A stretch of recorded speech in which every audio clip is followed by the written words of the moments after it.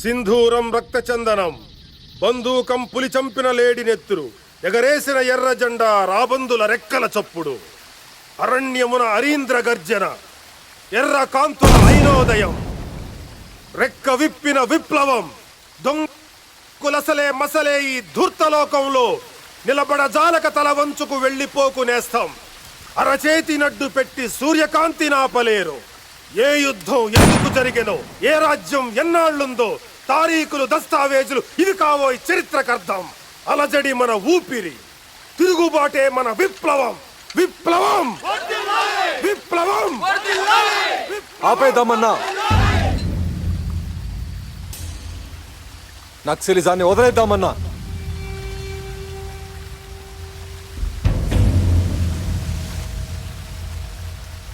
ఇలాంటి వాళ్ళని వదలకూడదన్నా, చంపేద్దాం. బ్రదర్, ఈ నక్సలైట్ జీవితం జనాలకు అంకితం. జనాల్లో మార్పు కోసమే మన పోరాటం. మన ఆశయాలు జనాలకు ఆదర్శం. అలాంటి నక్సలిజాన్ని వదిలేయాలనుకోవటం మూర్ఖత్వం. జనాలు జనాలు జనాలు, ఇంకొకసారి జనాల గురించి మాట్లాడొద్దన్నా. నీతి నిజాయితీ లేని బద్ధకంతో బతుకుతున్న ఈ జనాల కోసమా మన పోరాటం? కుక్కల్ని కాల్చినట్టు కాల్చి చంపితే కనీసం చూడ్డానికి ఒక్కడు కూడా రాడు. అలాంటి జనాల కోసమా మన పోరాటం? 15 రోజుల నుంచి తిండి లేక ఎప్పుడు చచ్చిపోతాడో తెలీదు. వాడు కూడా అదే జనాల కోసం పోరాడుతున్నాడు. ఏ ఒక్కడు కూడా వాడికి భోజనం పెట్టలేదన్నా. అమ్మ చచ్చిపోయి 3 రోజులు. ఒక నక్సలైట్ తల్లి శవమని అనాథలా పడేస్తే మున్సిపాలిటీ వాళ్ళు తగులుపెట్టారు. అలాంటి సిగ్గులేని జనాల కోసం 7 ఏళ్లుగా మన రక్తపు మడుగులు మనమే దాటుకుంటూ బతుకుతున్నామన్నా. ఇలాంటి పెరిగి పందల కోసం పోరాటం వద్దన్నా. పోరాడి పోరాడి అలసిపోయామన్నా. బ్రదర్, ఈ ప్రపంచంలో ప్రతి ఇజం ఎవడో ఒకటి స్వార్థం నుంచి పుట్టిందే, కానీ నిజాల పునాదుల్లోంచి పుట్టిందే ఈ నక్సలిజం. మీరు అనుకున్న దారే కరెక్ట్ అనిపిస్తే వెళ్ళి జనాల్లో కలవండి. లాల్ సలాం. విప్లవం విప్లవం విప్లవం విప్లవం విప్లవం. పోరాడి పోరాడి అలసిపోయిన మాకు శత్రువు తీసుకున్న నిర్ణయం మా జీవితాల్లో దారి కనిపించినట్టయింది. అందుకే మా ఈ దళానికి, నక్సలైట్ జీవితానికి చివరి లాల్ సలాం.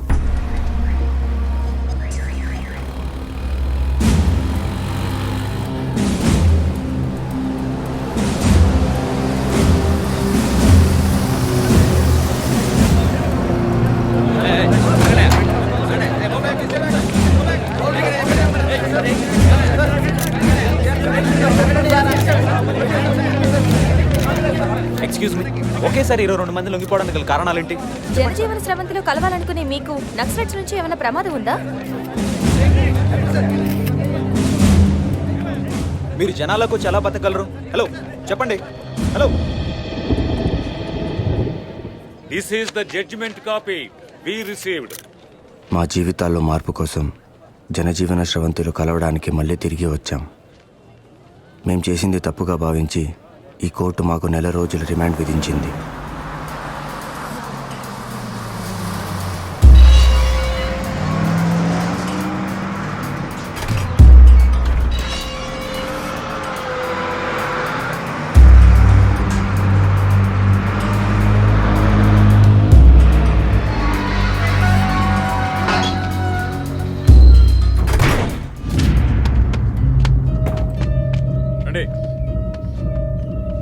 దిగండి త్వరగా రండి.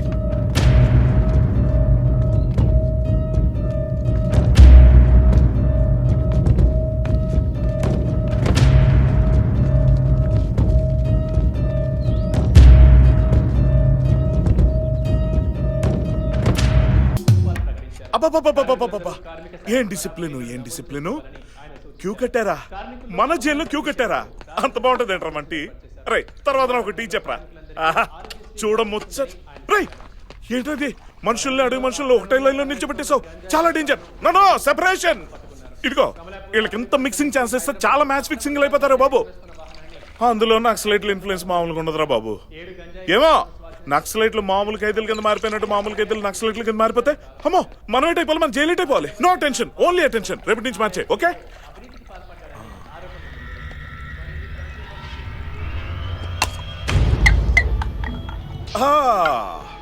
Sorry for the interruption.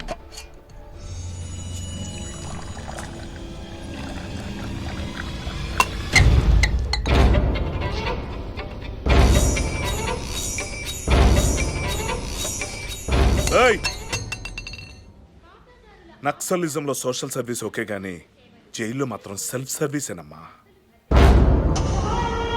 ఏట్రా అలా చూస్తావేట్రా? కోపం వచ్చిందా? సార్ కోపం వచ్చిందిరా.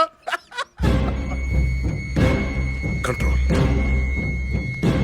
Control control.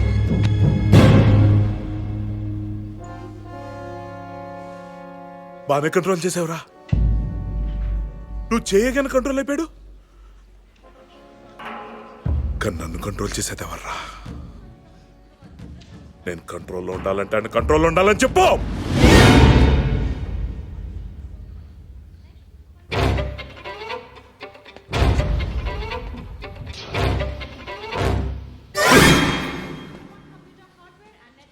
ప్రపంచంలో ఒకటినొకటి భయపెట్టాలంటే చేతిలో ఖచ్చితంగా గన్నుండి తీరాలి. కానీ కొందరికి అక్కర్లేదు.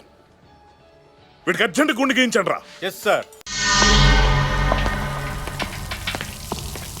ఏయ్ తొందర పని కానిరా, కానివ్వండి. ఏయ్ ఏం మాట్లాడుతుర్రా?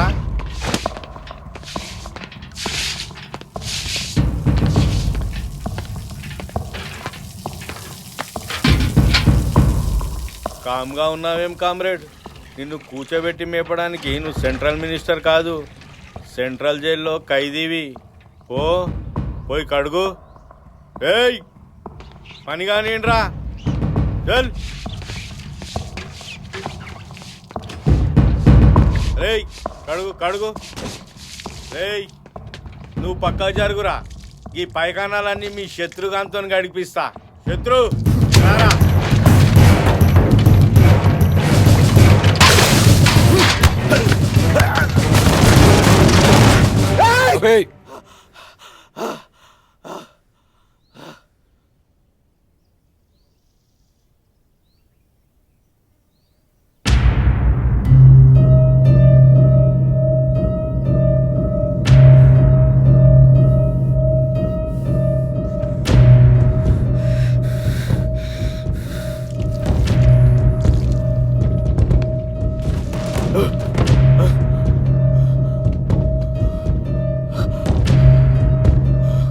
Sorry sir.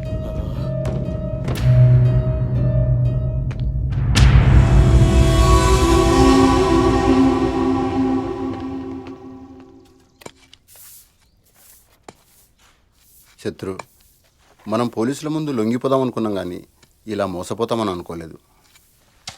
అన్నా, మనల్ని చూసి భయపడే ప్రతి వాళ్ళు ఇప్పుడు మనల్ని భయపెట్టాలని చూస్తున్నారు. జంతువుల మధ్య ఉన్నప్పుడు కూడా భయమే లేదన్నా. మనుషుల మధ్య ఉండాలంటేనే భయమేస్తుంది. జైల్లో కన్నా అడవిలోనే బాగుందన్నా.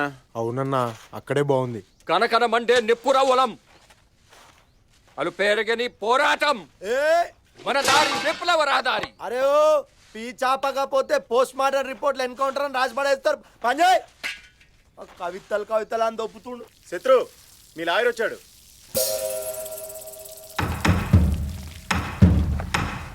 శత్రు, ఏం ఆలోచిస్తున్నావు? జైలు నుంచి మొదలైన కృష్ణుడి కథ కురుక్షేత్రం దాకా వెళ్ళింది. ఈ జైలు నుంచి మన కథ ఎక్కడికి వెళ్తుందో